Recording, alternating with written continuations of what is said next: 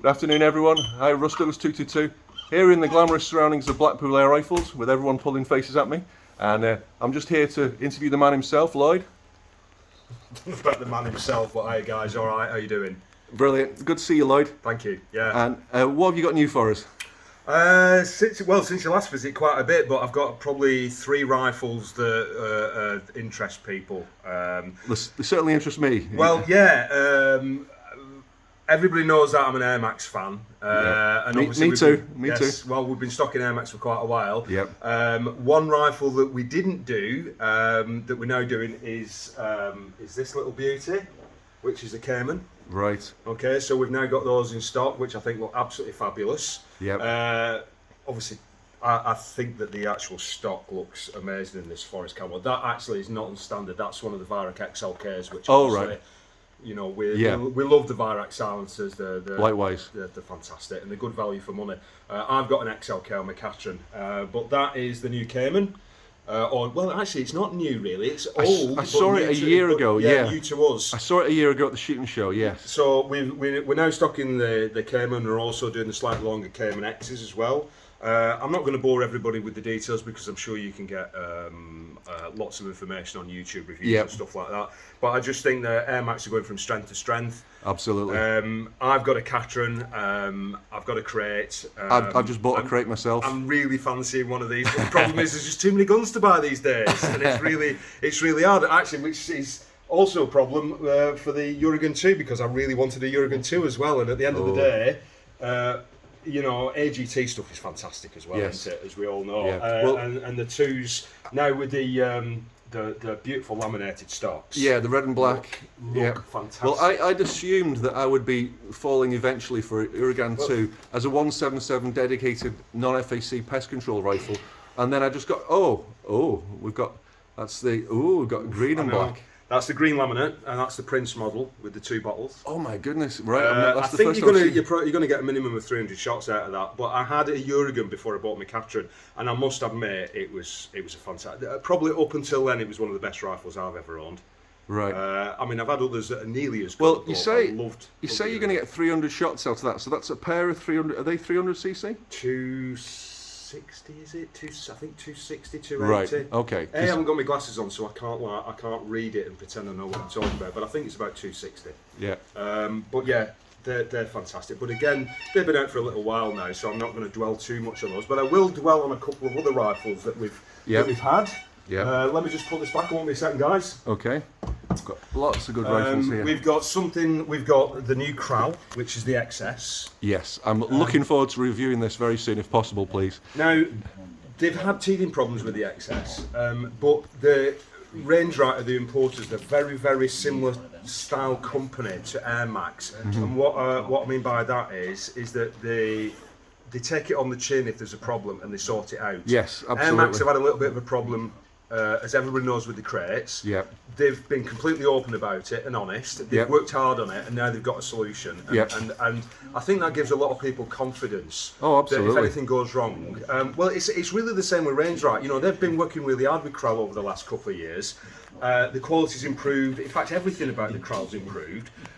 When the prototype came through of these, it was absolutely spot on. When the actual production models came through, they had a slight problem with the silencer that's attached from the factory, and the way that it's attached, it was causing clipping problems on a little bit of pellet clipping, right? And instead of Range Rider sort of burying their head in the sand and saying, "Oh no, there's no problem," you know, we don't know what you're on about, they've actually literally held their hand up and said, "Yeah, we know we've got a problem. We're going to go back to Kral. We're going to sort it all out, and you know, these things are going to get fixed."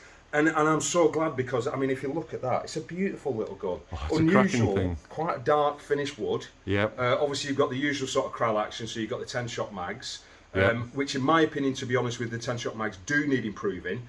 And can do a better magazine for them, you know, the aftermarket 3D printed mags. So a lot of people are buying Calm mags, and I'd like Kral to look at that and sort of say, do you know what, if somebody can make a better magazine than we can, we need to do better. Now, I've reviewed the larger Empire about a year ago, thanks to yourselves. Now, refresh my memory. Does the last shot keep the side lever open, or is it a blank on the last shot? The Kral magazines. Sean, fill me in.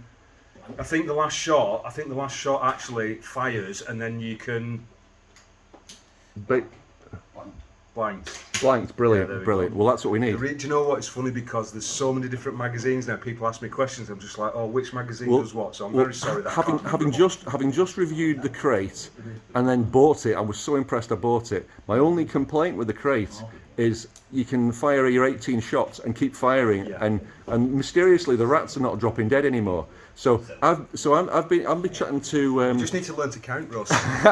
Count to 18 now. That's too much to ask. 2 feet and 2 hands. Yeah, but that's too much. But I will be chatting to Chris at CDR Guns tomorrow at the shooting show, and I'll be chatting to Constantine at AirMaks at the shooting show, and about that. But someone mentioned Calm on one of the shooting groups, on one of the Facebook groups, and I got in touch with the man himself in Croatia, and he's very kindly sending me I think there's 15 shot, aren't they? I think he's sending me a 15 shot mag to test, and a single shot loader to test with the crate. So that they're on the way. Well, that's what I'd like to see. I want to see Kral step up and do a better quality magazine for their guns, because to be honest with you, if you're going to have any criticism of these rifles now, it's probably the magazine is the weakest point. It's not.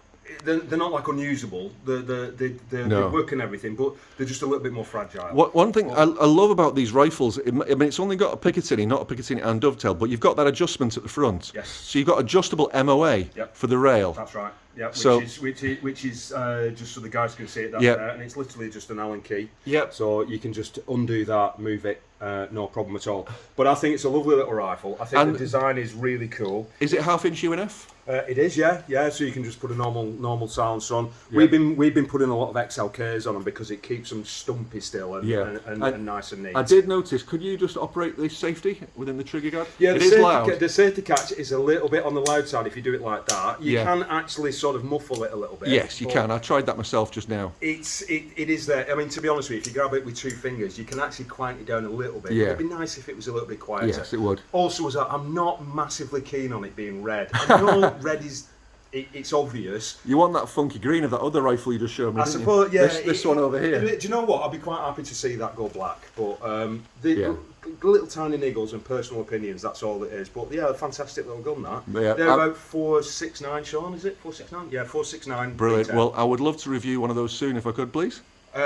Actually, Range Rat has said they've got a new batch coming in, and the new batch has got some modifications to this, so we'll supply you with one of the new batch, and all of these old batch ones, they're going to be exchanged out, which to be honest with you, there's only a small percentage that have gone wrong that haven't been cured, but we just want to be belt braces. It's great when a manufacturer's proactive like that. Yeah.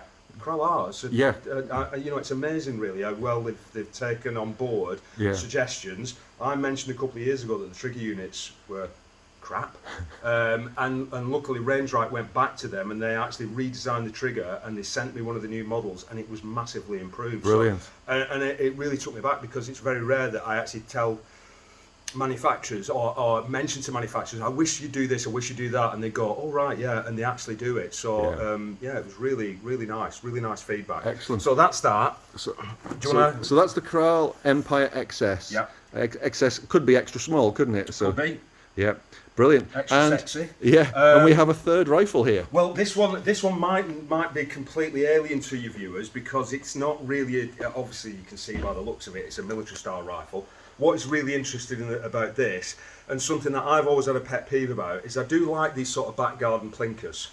Whether you agree with the looks of it, that's your personal opinion, but back garden plinking is really popular. With back garden plinkers, they generally use 12 gram CO2 or 88 gram CO2. You've got 2 things about that. One is environmentally, you throw these metal things away. You can't refill them and everything. There's a lot of waste. A lot of waste, yeah. Also, as well, quite expensive to use. And at the end of the day, if you've got, say, you put an 88 gram on and you fired 100 shots and you don't want to fire any more, you really shouldn't leave the 88 gram on. You're supposed to take it off and then you're wasting it all. Yeah, you waste it all. Otherwise, you lose your seals. Yeah, exactly. Yeah, it compresses the seals over a long period of time. So from being, it's not like I'm tight. It's just I don't like wastage, and so it's always put me off buying these CO2 guns. So this company have brought out the Venator. So the Venator. And What's the company? Wonderland. Is it Crownland? Crownland. Crownland with a K. Right. Now in America, I saw these. These were sold under the Borrega brand, and it was fully auto. I approached that company and they said, no, we can't supply you a semi-auto. And then these turned up exactly the same gun, semi-automatic, so it's legal in the UK. Interestingly, it looks like an airsoft gun, but it's actually steel BB. So Yes. it's 177 steel BB firing. Runs through the magazine. It just works exactly the same as an airsoft. So you unclip that, you put a battery in it, which Yep. is 7.4 volt 2S lipo. Right. And So anyone familiar with airsoft will be familiar with AEGs. yeah, it's basically it's an AEG airsoft that fires steel ball bearings instead of 2.5 plastic. Yeah. So you can shoot it in your back garden. It's very, very cheap to run because obviously you're just charging a battery. Yeah. You don't have to worry about throwing anything away. No. You don't have to worry about disconnecting anything when you're finished with it. So it's got a lot of advantages. The disadvantage is it's expensive, and unfortunately, guys, you can't see it on here and you can't really appreciate it. But when you handle these things, this doesn't feel like an airsoft. No, it doesn't. Feel like a toy. I've just tried it and it's awesome. It's proper chunky, isn't it? Yeah, it's a lot of metal in that. It's all metal. It's beautifully finished. Can you show me the pop up, press the button and pop up the foresight? Pop up foresight. I would do the rear sight as well, but obviously we put this little red dot on and it intrudes. And I just tested it and I can see the adjustable length of pull, and at full stretch it even accommodates my gangly arms. Yeah, same with me. Yep. Brilliant. Yeah. So basically, if you're the type of person that doesn't want something that you want to have something that's a bit of fun, decent quality, back garden shooting, but you don't want to go to the expense and the wastage of CO2 12 gram or 88 gram. I think this is. I bought one for my Christmas present, and I've been absolutely loving it. And I don't worry now because I can just plug the battery in, go outside, fire as many shots as I want, unplug the battery when I finish, Bob's your uncle, put it away. Okay, a couple of questions for you. Is it steel BB only? Yep. So it won't fire the lead or the copper-coated lead or the frangible lead ones? I've not tried. Right, okay. I'd love to know that. I use steel BB because if you're tight, you can get a magnet and reuse them, but you've got to be very careful because if you get... I know, it's making me sound like a real tight artist, isn't it? The frangible ones are okay, but they are really expensive in comparison. Right. I generally, if I'm like shooting one of these things, I just fill an old Amazon box full of cardboard and Well, the reason I ask about the copper-coated lead and the frangible ones that turn to dust is a lot of people will, if you're in a back garden plinking, legally, if a ricochet goes over your neighbour's fence, legally that's armed trespass, and that's a firearms offence. Even though this is crazy low powered, legally, technically, that's a firearms offence. So that's if someone was in a smallish garden, that's what I would be looking at. I'd be looking at. So you either have to be 100% sure about your backstop, or look into there should be no reason why frangible BBs won't fit because all it's relying on is the actual size, the 4.5 millimetre. So as long as they're the right size. But of course, maybe what sort of feet per second does this put out? It's it's lowish. I think we're looking around about 400-ish foot per second. Okay. I've had 350, 400. I've had worse than that out of CO2 guns though. Yeah, some of them are slightly better, some of them are slightly worse, depending on the brand and the model. But it's enough. It's enough for shooting sort of 15-20 metres, tin cans and stuff like that. It's a lot of fun. I really like it. So we've got adjustable length of pull, we've got adjustable fall down optical sights, and iron sights if you like, and it takes various optics. Is there any key mods rail at the front, or is that cosmetic? That is Picatinny, and that I think that's probably key mod, that, isn't it? I would think. Right. Is it? But there's that, there's enough Picatinny rail to put on what you want, and to be honest with you, I don't put torches and lasers. It's a fair weight, isn't it? There's a fair bit of metal in that. Pretty heavy, yeah. All people don't realise again because that's all metal. All this is all metal. You have got a plastic rear stock, but quality-wise, up with the best of them, really. Brilliant, fantastic. Like and they do two models. They do one with a silencer, dummy silencer, by the way, and they do one just. So it's not. I assume it's not very loud then. Not really, no. To be honest, you can hear the motor cycle, but the actual muzzle noise is very little. So again, if you're shooting in your back garden and you've got funny neighbours, it might be quite good. You'll get away with it. Yeah, brilliant. Quite easily. Yeah, because people who are not familiar with the airsofts might be a bit of a surprise when they hear the gearbox noise under the cheek or whatever. Yeah. But it's. I'm not going to make the noise. No, don't. But yeah, no, that's brilliant. That's three new rifles. Yep. Certainly, I'm really looking forward to reviewing the XS. That's a cracking little rifle. And I think if we call it a day there, shall we? Yeah, that's fine. Yeah. You got anything else to show us? I've got other stuff. I've got the Panthera coming in today, the new FX Panthera, but it's not arrived in time, which is a shame because that'll be quite interesting. Right. That's designed really as a slug gun, but obviously they're doing a 12 foot-pound version that's going to fire pellets as well. So who knows? That might be quite interesting. There is other stuff coming shortly. But I can't say too much about it yet. All right, okay. I'm going to start doing my videos again as well. Brilliant. In the next couple of weeks now, as I'm better. Yes. So you'll start. Great to see it on two legs without any sticks. Brilliant. Just remember to keep sitting down, like I will at the show tomorrow and Saturday. Yeah. Okay. Brilliant. Right. Okay. So thanks very much, Lloyd. You're welcome. Thanks for getting the phone short, and thanks everyone for watching. And I'll put links when I get home. Lloyd will send me the links, and I'll put links down below to all three of these rifles. And I'll see lots of you at the British Shooting Show. Friday, Saturday. Brilliant. See you there.